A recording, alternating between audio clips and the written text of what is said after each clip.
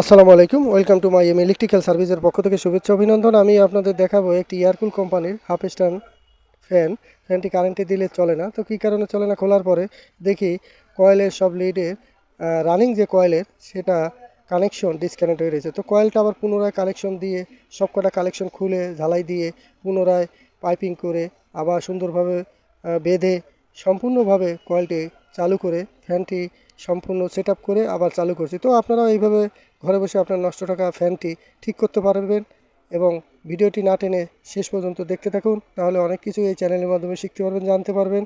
আর ভিডিওটি ভালো লাগলে অবশ্যই সাবস্ক্রাইব, লাইক, কমেন্ট, শেয়ার করবেন, যাতে সামনে আরও নতুন নতুন ভিডিও আপনাদের দেখাতে পারি। সবাইকে ভিডিও দেখার জন্য অসংখ্য ধন্যবাদ।